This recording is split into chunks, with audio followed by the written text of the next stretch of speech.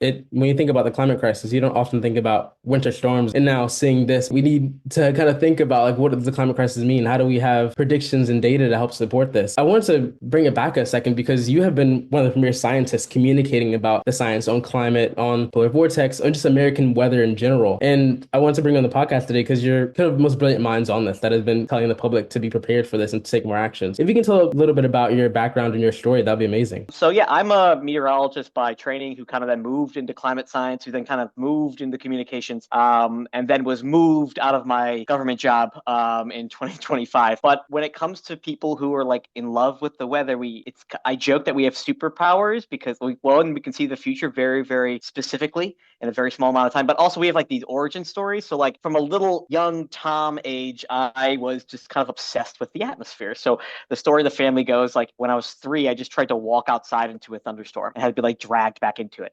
I don't know why. It was almost as if like the more chaotic the atmosphere was, like the calmer I became. And I was a very not calm child. So I got into weather, I got into climate, I got into this idea of making sure people were safe and happy. I worked at NOAA, the National Oceanic Atmospheric Administration. I worked there for almost 15 years. And then I became the climate scientist for climate.gov for about 5 years, which is run out of NOAA. And I helped work with the State Department at all the big UN climate conferences and helping to communicate the work that was being done across the US, not only in the government, but local, international, all that stuff. And then, yeah, I was caught up in the firings last year. And I was one of over 600 people who were fired from NOAA. I'm lucky enough now where I work at a nonprofit called Climate Central, which is this great science-based organization. I can still talk about climate and all that. But, the reason why I do what I do is because the climate crisis is here and it's real and it's a big problem. And the good news is we can do something about it. So I've always been told I got a big mouth and I figured I might as well use my mouth for good. And that's trying to talk about climate and why it's such a big issue and why we should do something about it.